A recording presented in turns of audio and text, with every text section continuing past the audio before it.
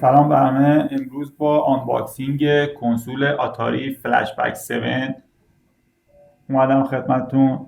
این کنسول در سال 2016 وارد بازار شده و توسط شرکت ات گیمز هست که لایسنسش رو از آتاری گرفته و شرکت معتبری هم هستش. کنسول هم کنسول خیلی خوبی هستش و این کنسول آتاری فلش بک 7 نسخه هفتم از این کنسول های آتاری هستش که 101 بازی همونطور که مشاهده میکنید توی دستگاه هست، در حافظش داره 100 بازی به اضافه بازی فراگر.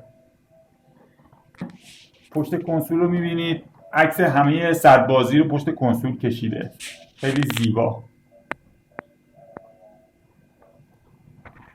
حالا کنسول رو باز میکنیم تا ببینیم محتویاتش چی هستش.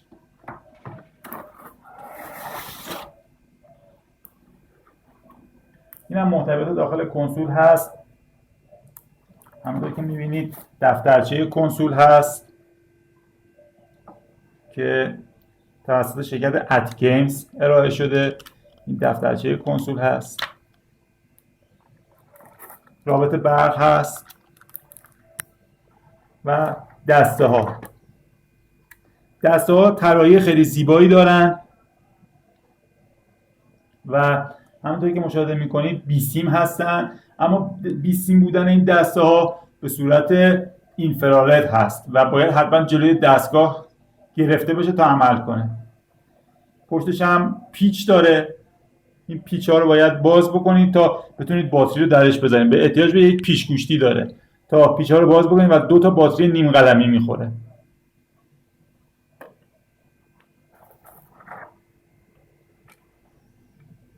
این هم دسته دوش هست.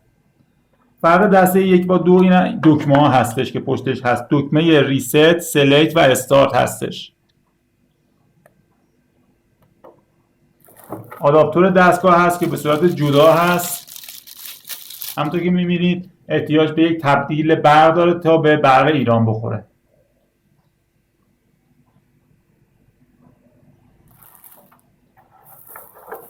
این هم خود دستگاه هست.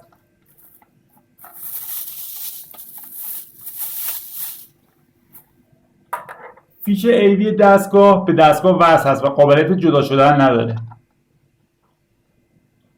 همونطور که میبینید دکمه های دستگاه هست. دکمه پاور، استارت، دیفیکالتی و سلکت هست. تمام دستگاه هم ساخت چین هستش ولی کیفیت بالایی داره. دیگه چیز خاصی نداره. امیدوارم که از این آنباکسینگ خوشتون اومده باشه. کانال من رو در یوتیوب سابسکرایب کنید و در آپارات فالو کنید. با تشکر از همتون.